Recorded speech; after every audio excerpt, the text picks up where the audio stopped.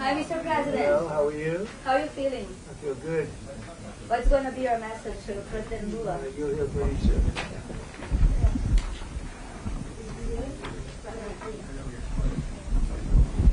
Are you going to raise the tariffs on Brazil? Yeah, I think I want to raise them on Mexico a little bit. No. No, Brazil is. We're gonna make a deal. I think we'll make a deal with Brazil. We get along very well. We met just before I found out that they turned off my teleprompter at the United Nations. You know, I walked up, I had no teleprompter. I just shook his hand. I then got up, and they were introducing me, and I see all the leaders, 158 leaders, and I noticed there was nothing on my teleprompter. That was a nice, but it worked out well. I think it was a better speech than I had. Mr. President, are you convinced, or were you convinced by the Brazilian government that the reasons you presented to impose tariffs on Brazil were not fair? No, I think everything's fair. Look, you know, we have economies, and I have a lot of respect for your president, as you know. A lot of respect for Brazil. So we'll see. We'll probably work out some deals. I'll leave these guys work them out, but I think we're going to work out some deals. We have to get certain things. Wait, who's that shouting? Who's shouting? Is that you? Don't shout. Don't shout. Who was? Well, first of all, let me just say it's a great honor to be with the president of Brazil. It's a great country. It's a big, beautiful country, and I think they're doing well. I think they're doing very well, from what I understand. And I think we should be able to make some pretty good deals for both countries. And I'm going to leave that a little bit to Jameson and Scott and Marco in different ways. Marco, less on the economic side. You could do it very well, but I don't think you'll have to. But I think we'll have. I think we'll be able to do some pretty good deals. We've been speaking, and I think we'll end up having a very good relationship. We always have had a good relationship. I think it'll continue. Presidente Lula, o senhor ficou satisfeito com o encontro, presidente? Olha, eu acredito que, primeiro, a imprensa vai ter boas notícias depois que terminar a reunião. I think the press will have good news after we end the Antes de meeting. começar a reunião, são só suposições. It's only assumptions before we start the O meeting. Brasil tem todo interesse de ter uma relação extraordinária com os Estados Unidos. Brazil is highly interested to have an extraordinary relationship with the U.S. Não há nenhuma razão para que haja qualquer desavença entre Brasil e Estados Unidos. There's no reason for having any kind of conflict between Brazil O que and nós the temos U.S. certeza é que na hora que dois presidentes sentam numa mesa I believe that when two presidents e sit cada around the coloca table o seu ponto de vista, and each one raises their viewpoint, cada coloca os seus problemas, a And their tendência problems. natural é você encaminhar para chegar a um acordo. and then we can forward to reach a deal afterwards. E eu estou convencido, eu disse antes de chegar aqui, And I am Eu convinced, estava and I said before I otimista. came here, eu estava muito otimista com a possibilidade de nós avançarmos, sabe, na manutenção da relação mais civilizada possível entre Brasil e Estados I was Unidos. very optimistic E pretendemos to manter. advance the relationship between Brazil Eu não and sei the se o U.S. presidente Trump vai ter tempo, mas eu tenho uma I don't know longa if the pauta para President discutir Trump com os Estados will Unidos. have time, but I have an É agenda uma to pauta discuss with muito him. longa. Eu trouxe por escrito. I bought it in writing. Vou lhe passar a cópia da minha I'll give pauta you em a copy inglês, of our agenda already in English. If we para don't have saber time que o to, presidente quer discutir todos os assuntos. I don't know if we'll have time to discuss all the issues here. So that's why I brought it in writing. No mais, President Trump, Mr. President, you said yesterday that under the right conditions, you would reduce the tariffs of Brazil.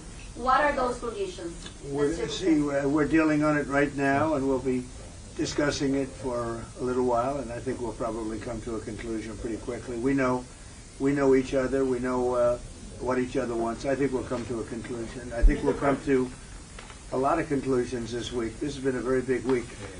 We concluded a war just now. We just had the official signing, and that was a great honor. That's actually why we came here.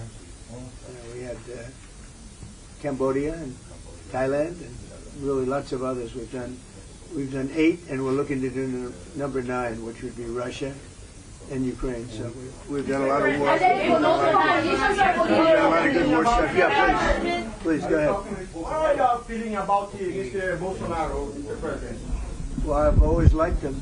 I've always liked him. I feel very badly about what happened to him. You know, I've always thought he was a straight shooter, but you know, he's gone through a lot. Is this on the agenda today? He's gone through a lot. Is this on the table today? It's none of your business. What about China, Mr. President? Are you concerned about Brazil's relation with China and its privilege? No, I think we're going to do well with China. I think we're going to have a deal with China. We meet, as you know, in South Korea with President Xi. I think we're going to have a good deal with China. And they want to make a deal, and we want to make a deal. We've agreed to meet. We're going to meet then later in China, and we're going to meet in the U.S. in either Washington or at Mar-a-Lago, Palm Beach. So, no, I think you know, a lot of these talks. When we meet, we've done a lot of discussions before we meet. We've done discussions with Brazil. So I think we're going to end up having a good deal for both countries. I think with China that's going to happen, and we have other deals. You know, we have Japan, we have South Korea, we have a lot of meetings. But people seem to be very interested in China. I think we're going to have a very fair meeting with China. Yes. Can you lift some of the tariffs today on Brazil? Brazil is requesting. Yeah, we can do things fast. We move quickly. We're very nimble. We're very nimble. Do you plan to discuss the situation? Do you plan to discuss the situation? Not you again, please. Is there a deadline, Mr. President? Go ahead, please. Yeah. Are you discussing your actions in Venezuela today? Is there anything you're asking the Brazilians? I don't think we're going to be discussing Venezuela. They're not involved with Venezuela. They're not doing what Venezuela does. But, you know, I would discuss, if they want to, I'll discuss it. But no, I don't think we're going to be discussing it. Yeah, please, in the back. Are you open? President, besides Bolsonaro, is there anything that Brazil can offer to improve relations with the U.S.? We're going to find out in probably 15 minutes. It'll go very quickly. They can offer a lot, and we can offer a lot. It's good, and it's good for both countries. Please. Mr. President, with you in Asia making all of these deals in China's backyard, what should they take away from the strong U.S. presence in this region? I don't think they should take away anything. I think we're going to have a good deal with China. I think we're going to make a deal. It's going to be great for China, great for us. I mean, you know, we have a lot of things that are good for both, and we know pretty much. We've been dealing with China. You know, we don't just meet in a vacuum. We've had a lot of discussions. Jameson, Scott, Howard, Marco, and different things.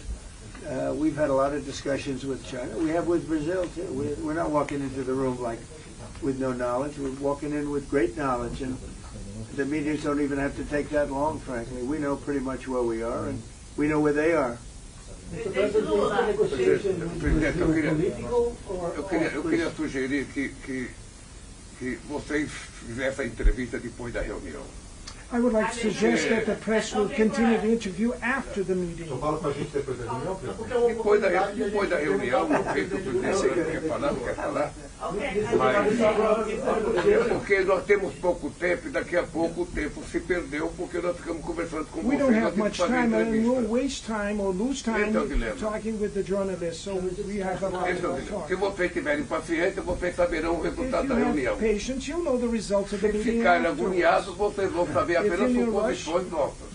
You're going to hear the new things that will come out from the Então eu meeting. sugiro que a gente comece So a I nossa suggest that we reunião. should start They're our not great questions today, I must say. You know, they're sort of boring questions.